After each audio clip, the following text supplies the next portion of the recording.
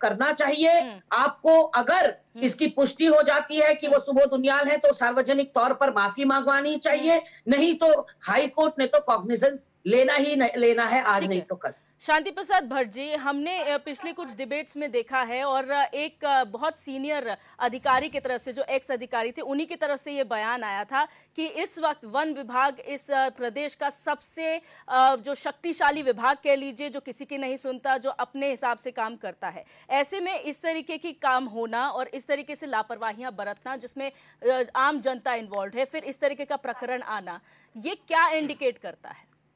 देखो दिव्या जी, इसको समझने की ज़रूरत है हम्म, कि वन विभाग जहाँ तक राज्य सरकार और केंद्र सरकार हम्म, दोनों के अंडर में आता है। केंद्र के कुछ कानून ऐसे हम्म, हैं जिस पर वन विभाग का यहाँ का भी मंत्री हम्म, हाथ खड़े कर देता है। जब तक केंद्र से उस कानून में बदलाव नहीं होगा हम्म, तब तक आप जंगली जानवरों से निजात नहीं पा सकते। हम्म, वन अधिनियम 1980-81 जो है वो उत्तराखंड के लिए अभिशाप बना है। हम्म, कई यहाँ पर जो है पार्क बने हैं, हम्म, जिन पार्कों के अंदर जानवरों को ला ला के छोड़ा जा रहा है। जी, जानवर हिंसक हो रहे हैं क्योंकि उनको पूरी तरीके से हम्म, खाना पूर्ति हो नहीं पा रही है उनकी, तो इसलिए वो मानवों पर और पशुओं पर हमला कर रहे हैं। हम्म, सवाल इस राज्य के बनने के पीछे सबसे बड़ा कारण यही था कि जंगली जानवरों से हम बहुत परेशान थे। हम अपने निजाम के अंदर व्यवस्था चाह रहे थे। अथक प्रयासों से राज्य बना। राज्य बनने के बाद इन 23 वर्षों में ऐसा कोई महीना नहीं है, ऐसा कोई दिन नहीं है जहां जंगली जानवर मानव के साथ में टकराव ना कर रहा हो, मार ना रहा हो। होता क्या है, सत्ताएं जब चुनी इसलिए जा रही हैं, बदलाव सत्ताओं में इसीलिए तो किया जा रहा है कि जो सत्ता में आएगा वो व्यवस्थाओं को बदलेगा। भाई नागालैंड में बदली है, अरुणाचल में बदला है, सिक्किम में बदला है, उत्तराखंड के अंदर भी बदलाव करो ना। कानून तो सबके लिए एक होना चाहिए। बिल्कुल। मगर क्या कारण है कि उत्तराखंड के अंदर वन अधिनियम में इंच परिवर्तन नहीं हो पा रहा है, जिस कारण इस तरह की स्थितियां पैदा हो रही है। अब आ जाइए इस घटना पर। मंत्री बन गए, जानकारी 10 पैसे की नहीं।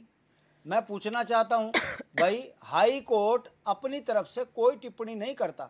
हाई कोर्ट का काम होता है, जितना मुझे विधिक जानकारी है, कि जो संविधान में प्रावधान है, जो एक्ट और नियमावली बनी है, उसी के तहत संवैधानिक तरीके से आम जनमानस के बात सामने रखता है हाई कोर्ट।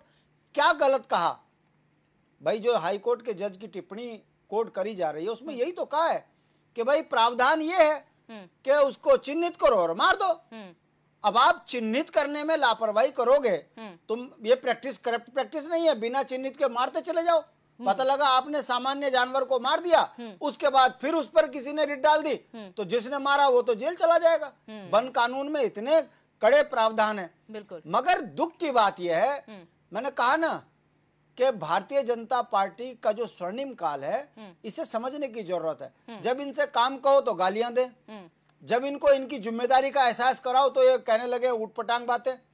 आज आम जनमानस को बोल रहे थे चलता है, विपक्ष को बोल रहे थे चलता है, मगर आप तो अब हालात आप इतने बेशरम हो गए, अब आप हाईकोर्ट को भी नहीं बकस रहे।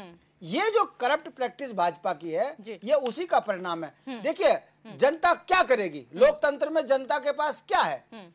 जब उसकी कहीं सुनवाई नहीं हो रही है तो वो सड़क पे बैठ रही है। आप लाठीचार्ज, जबरन उठाना, बिल्कुल ना सुनना, बिल्कुल ना सुनना। लोकतंत्र में जनता की आवाज को दबाना। अभी हाल में देखा ना आपने जी, संसद में क्या हुआ। यदि कहीं धरना है आप तुरंत आइए। लोकतंत्र में एक तरीका होता है, डीएम को भेजिए, उसका समाधान कीजिए, समाधान होगा, आदमी खुश। मगर जब आप लोकतंत्र में कानून को हाथ में लेने को तैयार हो जाओ, जनता की सुनो ना, बेरोजगार लाठी खाए, नौकरी दो ना, और जब आपके गले फंस जाए तो लगो गला गालियां बकने। आप इतने दुस्साहसी हो गए कि अब आप संवैधानिक संस्थाओं से बाहर निकल के भी बोलने लग गए। ये जो चरित्र भाजपा का है, इस पर लगाम तभी लगेगी जब हाई कोर्ट संज्ञान ले, और जब मंत्री जी जरा 4-5 दिन अच्छे वाले घर में जाएंगे, उसके बाद जब ये नाक रगड़ के माफी मांगेंगे, तो हो सकता है अच्छी सुधार की बात हो और अगला मंत्री इस तरह की बात करने से बचे। और यदि इस प्रकरण पर जिस तरीके से भाजपा के प्रवक्ता, इनको झूठ बोलने में क्या जा रहा है, ये तो जुमलेबाज है, हुआ ही नहीं।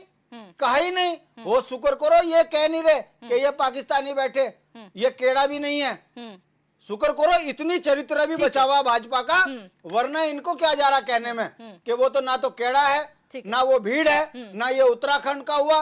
ये तो बस पता नहीं क्यों नहीं बोल पाए, नहीं तो अभी तक तो कांग्रेस को लपेट चुके होते। बिल्कुल। और मजे की बात, केड़ा भी कांग्रेस पृष्ठभूमि के, सुबोध भी कांग्रेस पृष्ठभूमि के, मगर क्या करे, गले में जब चप्पा चप्पा खाजप्पा का गले में माला टंगी हुई तो बेचारे कांग्रेस को भी नहीं घेर पा रहे।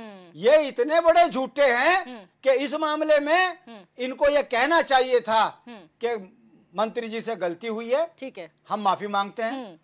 सुबोध भाई भी मांग ले हम माफी, कहाँ दिक्कत आ रही। मगर जिस तरीके से माहौल को छुपाने का प्रयास किया जा रहा है, ये बताता है कि लोकतंत्र में आने वाला समय यदि ऐसे ही बदजुबानी चलती रही तो आम जनमानस को बोलने पे ये सड़क पे पीटेंगे। उदाहरण मैं आपको कितने दूं, प्रेमचंद अग्रवाल से लेकर गणेश भाई जोशी जी का जो कैंट में हुआ, ये चरित्र लोकतंत्र में और वो भाजपा के और सुशासन में इसको कहा जा सकता है कि भाजपा के चश्मे से देखो तो ये स्वर्णिम काल है। किनके लिए? भाजपा के नेताओं के लिए। दर्जाधारियों की तनख्वाह बढ़ा दो, विधायकों की तनख्वाह बढ़ा दो, कर्मचारियों की नौकरी छीन लो, बेरोजगारों को लाठी चलाओ। ये जो मानसिकता, अरे कांग्रेस के समय का भूल गए क्या? एनडी तिवारी की सरकार में 550 लाल बत्ती दे रखी थी, 550 लाल बत्ती दे रखी थी, भूल जाते हो क्या? उसका भी जिक्र कर लो, उसका भी जिक्र कर लो मेरे भाई। क्या आपको 550 लाल बत्ती बांट रखी थी, उसका भी जिक्र कर लो। हाईकोर्ट तक चले गए, अगर ये हाईकोर्ट को भी नहीं बकस रहे, 40-50 साल के लोग यहाँ बैठे हैं, कोई 10-10 साल के बच्चे नहीं है। ठीक है, डिबेट करने का एक सलीका होता है संजीव वर्मा, वो सीख के आइए जी। हरीश मेखूरी जी, 550 लाल बत्ती बांट रखी थी, नहीं बांट रखी थी, आपने आप बताइए गरिमा जी, वो टॉपिक आप बताइए। 550 लाल बत्तियां बांट रखी थी, नहीं बांट रखी थी। लाल बत्तियों का कोई औचित्य था नहीं था आपकी सरकारों में? आप बताइए, जवाब दीजिए ना। उसको वहीं पर रोक देते हैं, हम टॉपिक पे वापस आते हैं। संजीव जी प्लीज उस टॉपिक में नहीं जाते, वो ऑलरेडी हम लोग ले चुके हैं। हरीश मेखूरी जी, जब आप ये कहते हैं कि उत्तराखंड के साथ बहुत गलत हुआ, यहाँ पे बहुत सारे बायोस्फीयर रिजर्व्स है, यहाँ पे बहुत सारे टाइगर रिजर्व्स है, बहुत कम एरिया है और हमें बीच में रहना पड़ रहा है, तो सर वाइसे वर्सा भी तो कह सकते हैं कि हम विकास के नाम पे उनकी टेरिटरी एनक्रोच कर रहे हैं, उनकी टेरिटरी में एंटर कर रहे हैं, उनके लिए खाने के लिए नहीं है, उनके लिए पीने के लिए नहीं है, तो हम क्या एक्सपेक्ट करेंगे कि जानवर कहाँ जाएगा?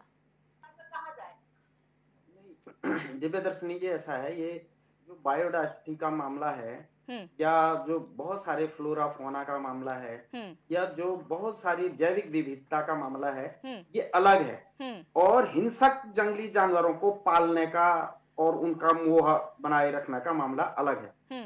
सुअर और बाघ का यहाँ के पर्यावरण की सुरक्षा में बहुत ही कम योगदान है, यूं कहूं कि ना के बराबर योगदान है। उससे ज्यादा योगदान जो हमारे मतलब घोड़ हैं, काखड़ हैं, मिर्ग हैं, अन्य भी बहुत सारे पशु हैं, पक्षी हैं, उनका है। देखिए, आपको एक चीज का बड़ा आश्चर्य होगा, हमारे गांवों की जो परंपरागत बारानाजा होते थे वो लोगों ने बोना ही छोड़ दिया है। जैसे पौनी हमारे यहाँ होता था, जंगोरा हमारे यहाँ होता था, अब उसकी बाली को ठीक टाइम पे, पकने के टाइम पे तोता खा जाते हैं, तो लोगों ने हमारे कम से कम जो पर्वतीय जिले हैं वहां बोना ही छोड़ दिया है इसको। और जो हमारी खेती है उसको सुअर नष्ट कर देता है। तो अब खेती बाड़ी पहाड़ की अगर 10 साल 15 साल और स्थिति ऐसी रही तो जो आने वाली पीढ़ी है वो तो बारानाजा उगाना ही भूल जाएगी। मतलब एक बायोडाइवर्सिटी बचाने के चक्कर में आपकी अपनी बायोडाइवर्सिटी जो मनुष्य की है वो खत्म हो रही है। जो अनाज उगाने की पद्धति है, हमारी जैविक अनाज उगाने की पद्धति थी, जो विश्व में बहुत कम देशों में, और देशों में सब जगह, भारत के मैदानी इलाकों में ज्यादातर खाद का प्रयोग हो रहा है, जैविक खाद का भी कम हो रहा है, यूरिया वगैरह जहर सारे लोग डाल के अनाज तैयार कर रहे हैं। तो पहाड़ ऐसे थे कि जो गोबर की खाद से, खासकर पशुओं के गोबर की खाद से, गायों के गोबर की खाद से हम फसलें उगाते थे, वो उगनी बंद हो गई है गाँवों में, क्योंकि पक्षी खा जाते हैं, तोते खा जाते हैं, सुअर उजाड़ जाते हैं। तो ऑल्टरनेट क्या है सर इसका? जो आप कह रहे हैं वो ठीक है, आप लोग इतनी खेती करते हैं और उसका सोर्स हमारे लिए जो इनकम का भी सोर्स है और आजीविका का भी सोर्स है, लेकिन इसका ऑल्टरनेट क्या मानेंगे? इकोसिस्टम में तो बैलेंस यही है ना, ह्यूमन और जानवरों का बैलेंस यही तो है। ऑल्टरनेट यही है कि सुअरों की संख्या नियंत्रित किया जाए, और जो बाघ हैं उनको बचाने का मोह, कम से कम जो हिंसक बाघ है उसको बचाने का मोह तो चाहे हमारे कार्यपालिका है, विधायिका है, माननीय न्यायपालिका है, सभी को मतलब इस मोह से थोड़ा सा बाहर निकलना पड़ेगा। और जहां तक पहाड़ों में है जो परंपरागत खेती है उसको बढ़ावा